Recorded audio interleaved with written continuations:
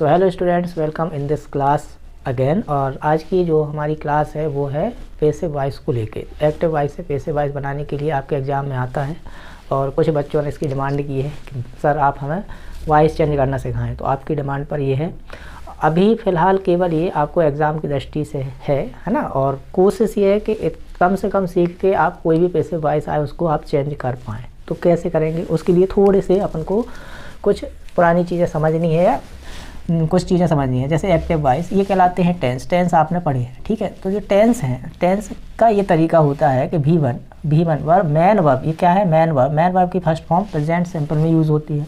कभी कभी first form में एस या ES आपको दिखता है। ये क्यों बता रहे हैं? क्योंकि हम ये मान के चल रहे हैं कि आपको इतना नॉलेज है नहीं है, तो आप इतना समझते हैं कि मैन वर्ब क्या कहलाती, फर्स्ट फॉर्म सेकेंड फॉर्म क्या होता है। सेकेंड फॉर्म होती है तो होता है पास्ट, ठीक है।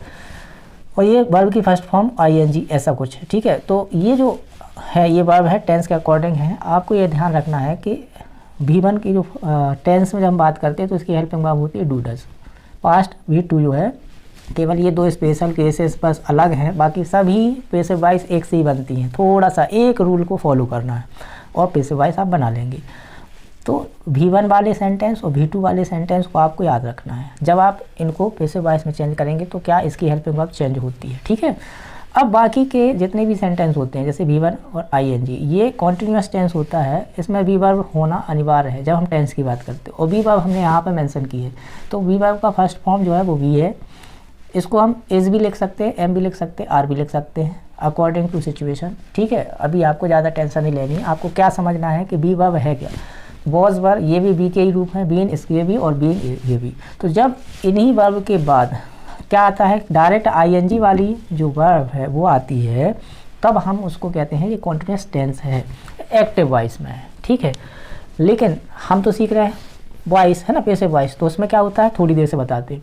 Second have, has, had. इसके बाद आपको ये रखना है याद कि इसके बाद ऑलवेज वर्ब की थर्ड फॉर्म आएगी।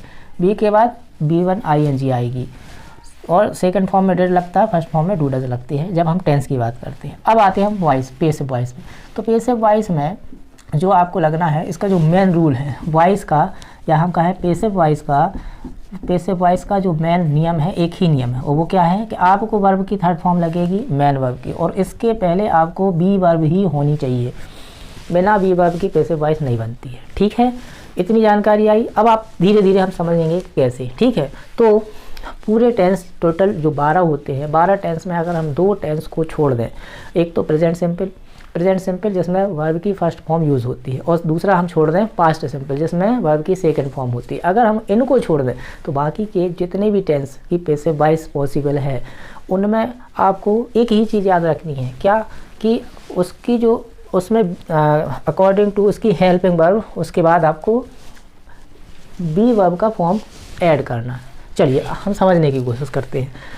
तो जैसे फर्स्ट सेंटेंस लिखा है कि तो आप आई स्पीक इंग्लिश, तो आपको क्या करना है, इसमें आपको ये देखना है कि इसकी मैन वर्ब क्या है। तो मैन वर्ब ये है और ये मैन वर्ब का फर्स्ट फॉर्म है, ठीक दिख गई। तो मैन वर्ब का फर्स्ट फॉर्म किस टेंस में होती है, प्रेजेंट सिंपल में। अब आपको अगर पैसिव वॉइस इसका बनाना है तो पहला स्टेप क्या है कि इस वर्ब के पहले जो होता है वो होता है सब्जेक्ट। क्या होता है? सब्जेक्ट। और वर्ब के बाद जो होता है वो होता है क्या, ऑब्जेक्ट। क्या होता है? ऑब्जेक्ट। तो ऑब्जेक्ट निकालने के लिए क्या है, आप या तो व्हाट यूज़ करेंगे या whom यूज़ करेंगे, ठीक है। क्या या किसे, whom, क्या या किसे, ये यूज़ करना है। तो जैसे आपने लिखा I speak English, I speak what, तो आंसर क्या आता है, इंग्लिश। तो अब ये ऑब्जेक्ट है, ऑब्जेक्ट को आप सब्जेक्ट बना के रखेंगे, तो आ जाएगा इंग्लिश, ठीक है। ये तो आ गया। अब आपसे कहा गया कि वॉइस जब भी हम चेंज करते हैं तो बी वर्ब होना चाहिए, ठीक है।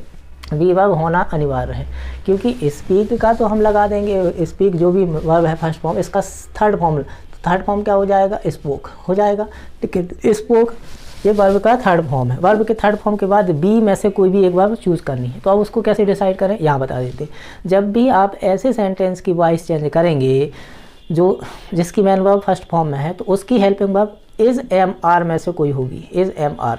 कैसे, यहाँ पर देखो आप V1 देख रहे हैं ना, V1 के अंडर में क्या आया, इज़ MR, तो इज़ MR आएगा जब आप उस सेंटेंस को पैसिव वॉइस में चेंज कर रहे हैं, जिसकी मेन वर्ब पहले से V1 है तो उसकी हेल्पिंग वर्ब किस में चेंज हो जाएगी, इज एम आर। तो इज एम आर 3 है तो भाई एम तो काट दो आप, क्योंकि ये अगर सब्जेक्ट यहाँ इंग्लिश की जगह आई आता तो एम लगाते। अब एम को काट दिया हमने, आर बचा और इज। तो सब्जेक्ट इंग्लिश है, इंग्लिश सिंगुलर है, तो इसलिए क्या आ जाएगा, इज। इतना किया, क्या किया, ऑब्जेक्ट को सब्जेक्ट की जगह रखा, फिर उसके अकॉर्डिंग इज एम आर लगाया। क्यों, अगर V1 है तो, अगर उस सेंटेंस की वर्ब V1 है जिसकी हम वॉइस चेंज कर रहे हैं, तो हम इज एम आर में से कुछ रखेंगे। और फिर स्पोकन, ये वर्ब की थर्ड फॉर्म जो है स्पोकन है, तो स्पोकन आएगा। उसके बाद आपको एक शब्द लिखना है बाय, और बाय के बाद ये ऑब्जेक्ट जो है, सब्जेक्ट है, उसको ऑब्जेक्ट बनाना है। तो सब्जेक्ट क्या होता है मैं आपको बोल के भी बता रहा हूँ और स्क्रीन पर आप देख भी सकते हैं। आई का क्या हो सकता है, आई का ऑब्जेक्ट क्या होता है, मी, तो यहाँ पे क्या आ जाएगा, मी। इसी प्रकार यू का क्या होता है, या वी का अस, यू का यू है ना, ही का हिम, शी का हर, और क्या देख रहे हैं आप, इट का इट ही होता है, और दे का देम। ठीक है, तो ऐसे ऑब्जेक्ट आपको चेंज करने होंगे। अगर यहाँ ऑब्जेक्ट यहाँ होता है क्या होता है, मी, तो इसका क्या हो जाता है, यहाँ के आई हो जाता है। अंडरस्टूड। अब यहाँ इस सेंटेंस को देखो, तो इस सेंटेंस में आपको कोई हेल्पिंग वर्ब नज़र नहीं आ रही।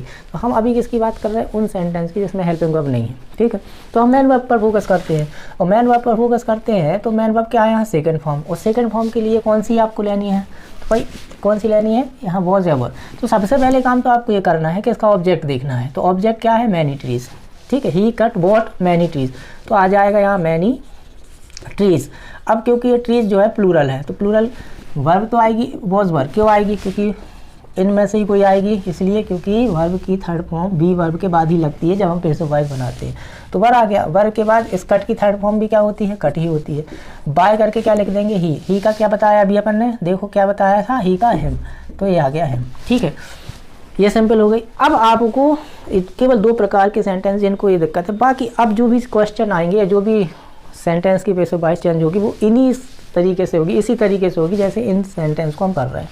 तो सबसे पहले तो ये आपने इसमें देखा हेल्पिंग वर्ब। तो हेल्पिंग वर्ब क्या है यहाँ पर, आर। ये क्या है, मैन वर्ब। ये वर्ब की फर्स्ट फॉर्म आईएनजी है। ठीक है, वर्ब की फर्स्ट फॉर्म आईएनजी है। और यहाँ क्या है, ये ऑब्जेक्ट है। तो ऑब्जेक्ट को आपने रखा पहले स्टैम्प्स। ठीक है, स्टैम्प्स। अब जो हेल्पिंग वर्ब है, समझना आप, अगर इस है, एम है, आर है, मतलब ये एक ही कैटेगरी की हेल्पिंग वर्ब है, इस एम आर, तो उन्हीं में से कोई ना कोई आएगी। तो डिपेंड करेगी स्टैम्प्स पर, या जो आपने ये वर्ड लिखा है। अब क्योंकि यहाँ स्टैम्प्स ही है तो ये प्लूरल है, इसलिए यहाँ आर आएगा। अब आप ये नहीं सोचेंगे कि जो वर्ब ये लिखी है वही लिखी है सर ने, नहीं। अगर यहाँ एस नहीं होता, स्टैम्प होता, तो फिर स्टैम्प सिंगुलर के हिसाब से क्या आता, आर नहीं आता, इज आता। ठीक है, तो मैं इसलिए बता रहा हूँ कि मैंने कहा ना कि जो भी हेल्पिंग वर्ब हो उसी के अकॉर्डिंग हेल्पिंग वर्ब आएगी, उसी की कैटेगरी की। जैसे V1 में हेल्पिंग वर्ब ये है तो यही आएगी, V2 में हेल्पिंग वर्ब ये है तो इनमें से ही कोई आएगी। ठीक है, ऐसे आएंगी। ठीक, आर। अब आपको क्या याद रखना है कि जब मेन वर्ब, कि भाई हमने क्या बताया, जब मेन वर्ब की फर्स्ट फॉर्म होती है इज एम आर, वर्ब की थर्ड फॉर्म लगा देते हैं। बी वर्ब तो लगानी है। अब आप कहेंगे सर इसी का तो है, बी वर्ब तो है इसमें भी, तो इसके बाद हम डायरेक्ट थर्ड फॉर्म लगा दें, तो नहीं नहीं लगा सकते, क्योंकि ये ऑलरेडी हेल्पिंग वर्ब है। इस सेंटेंस में ऑलरेडी आर तो है। अब वॉइस बनाने के लिए अलग से आपको बी वर्ब में से ही कुछ लेना पड़ेगा। तो जब आर आपने ऑलरेडी ले लिया और यहाँ पर वर्ब जो मेन वर्ब है, मेन वर्ब क्या है, V1 + ING है, तो V1 + ING में हमेशा याद रखेंगे कि V1 + ING में क्या यूज़ करेंगे आप, बीइंग। तो इसके बाद चाहे इज हो, चाहे एम हो, चाहे आर हो, चाहे वॉज हो, चाहे कुछ भी हो, तो क्या आएगा यहाँ, बीइंग। क्यों, क्योंकि हमें कॉन्टिन्यूस बनाना। अब इसके बाद इस मेन वर्ब की थर्ड फॉर्म रखेंगे। थर्ड फॉर्म क्या है, कलेक्ट की, कलेक्टेड। क्या है, कलेक्टेड। और फिर आपको पता है क्या लिखते हैं, बाय और दे का भी आपने क्या देखा, दे का ऑब्जेक्ट होता है देम। तो ऐसे बनाना है। ठीक, एक दूसरा सेंटेंस लेते हैं। ये इसमें हेल्पिंग वर्ब है, हेल्पिंग वर्ब है, ये इसकी मेन वर्ब की थर्ड फॉर्म है, क्योंकि हमें मालूम है हैव हैज़ हैड के बाद वर्ब की थर्ड फॉर्म आती है जब हम टेंस की बात करते हैं। टेंस की बात करिए तो ये हेल्पिंग वर्ब है, मेन वर्ब है, तो ये ऑब्जेक्ट है। तो ऑब्जेक्ट पहले आ गया, तो क्या लिखा आपने, आर वर्ब लिख दिया। ठीक है, अब हमने कहा कि अगर हेल्पिंग वर्ब वाला सेंटेंस है तो उसी हेल्पिंग वर्ब के अकॉर्डिंग, तो भैया have has had, have has, ये हैव और हैज़ जो है ये एक ही कैटेगरी की है, हैड अलग है, ये टेंस। तो हैव अगर है तो हैव हैज़ में से कुछ एक आएगा, हैज़ है तब पर भी हैव और हैज़ में से ही आएगा, हैड नहीं आएगा। तो हैव। अब इसको देखते हैं आर वर्ग। आर वर्ग सिंगुलर है, प्लूरल है, तो आप कहोगे सिंगुलर है, अनकाउंटेबल होता है, तो इसके साथ क्या आएगी, हेल्पिंग वर्ब हैज़। अब आपको क्या याद रखना है कि जब भी हैज़ आए, यहाँ वर्ब की थर्ड फॉर्म है, तो थर्ड फॉर्म में क्या लगाते हैं हम, थर्ड फॉर्म में क्या लगाते हैं, थर्ड फॉर्म में क्या लगाते हैं, बीन। यहाँ थर्ड फॉर्म है, वहाँ से थर्ड फॉर्म देखिए, तो इसके बाद जो भी हेल्पिंग वर्ब उसके बाद लगाएंगे बीन। अब बीन के बाद वास्तव में ये वाली जो मेन वर्ब है वो आएगी, तो क्या है, डन। क्या है, डन। और फिर इसके बाद बाय, बाय करके बी का क्या होता है, अस। ठीक है, क्लियर हो गया। ठीक, अब आगे वाले सेंटेंस में चलते हैं। ये तो हो गया टेंस की बात। अब आगे वाले सेंटेंस में चलते हैं कि यहाँ ये विल है, ठीक है, ये विल हेल्पिंग वर्ब है। भाई आपको दुनिया का कोई भी सेंटेंस हो, अगर उसकी हेल्पिंग वर्ब है, अगर उसमें हेल्पिंग वर्ब है, तो उसका एक ही तरीका है, हेल्पिंग वर्ब के बाद मेन वर्ब की फर्स्ट फॉर्म। आपको पता होना चाहिए कि हेल्पिंग वर्ब अगर विल है, कैन है, ये विल क्या है, मॉडल है। मॉडल कैन हो गया, कुड हो गया, शुड हो गया, ये सारे मॉडल हैं। मॉडल के बाद क्या आती है, V1 आती है। उस V1 वर्ब के बाद मेन वर्ब के बाद ऑब्जेक्ट आता है, हेल्पिंग वर्ब के पहले सब्जेक्ट आता है। तो आप इसकी पैसिव वॉइस चेंज करोगे तो अ लेटर लिखोगे, लेटर। अब लेटर जो भी हेल्पिंग वर्ब है उसके ही अकॉर्डिंग, अगर मॉडल है तो मॉडल तो वही रहता है, उसकी कोई कैटेगरी नहीं रहता। अगर कैन है तो कैन ही आना है, शुड है तो शुड ही लिखना है, विल है तो विल ही लिखना है, कोई भी चीज़, ठीक है। मान लो कि मस्ट है तो मस्ट ही आना है। तो मॉडल में ज़्यादा दिक्कत है ही नहीं, तो उस मॉडल वाले सबसे ईजी है। तो ये चीज़ हो गई, ठीक है। तो लेटर। अब आपको क्या याद रखना है कि जो भी मॉडल है उसके बाद तो वर्ब की फर्स्ट फॉर्म आती है। तो अब ये चीज़ आपने यूज़ कर ली, ये चीज़ यूज़ कर ली, ये चीज़, तो सबको तो यूज़ हो गया। अब क्या बच रहा है आपके पास में, बी। तो ओरिजिनल बी यूज़ कर लेंगे अपन। क्या यूज़ कर लेंगे, बी, क्योंकि इसके बाद वर्ब की फर्स्ट फॉर्म ही आनी है। तो पैसिव वॉइस में भी आप ध्यान रखेंगे कि फर्स्ट फॉर्म जब मॉडल के साथ हो फर्स्ट फॉर्म। अभी यहाँ फर्स्ट फॉर्म थी तो हमने क्या यूज़ किया था, इज़। यहाँ फर्स्ट फॉर्म थी विदाउट हेल्पिंग वर्ब, यहाँ फर्स्ट फॉर्म है हेल्पिंग वर्ब के साथ। तो जब हेल्पिंग वर्ब के साथ फर्स्ट फॉर्म हो तो हम क्या यूज़ करेंगे, वो हेल्पिंग वर्ब क्या होनी चाहिए फर्स्ट फॉर्म के साथ, क्या होनी चाहिए, कोई भी model. Helping verb first form के साथ तो डू डज भी आपको देख सकती है, डिड भी देख सकती है, तो वहाँ नहीं। लेकिन अगर हेल्पिंग वर्ब मॉडल है तब आप ऐसा करेंगे कि यहाँ मॉडल के बाद बी लगाएंगे और इसकी third form write, wrote, written, write, wrote, written, इसकी थर्ड फॉर्म, और फिर बाय करके जो भी सब्जेक्ट है उसका ऑब्जेक्ट बनाना है, ठीक है। तो अभी फ़िलहाल के लिए पॉसिबिलिटी ये है कि आपको इनमें से कोई भी ऐसा सेंटेंस आता है तो आप आसानी से कर लेंगे। लेकिन आपके एग्ज़ाम के बाद बहुत अच्छे तरीके से हम डिटेल में आपकी पैसिव वॉइस, टेंस और बहुत सारी चीज़ें इंग्लिश में सीखेंगे। तो चैनल को सब्सक्राइब करके रखें। वीडियो पसंद आई तो इसको लाइक करना है और अधिक से अधिक फ्रेंड सर्कल में इसको शेयर करना है। आज के लिए इतना, मिलते हैं नेक्स्ट क्लास में। तब तक के लिए thanks, good day, good bye.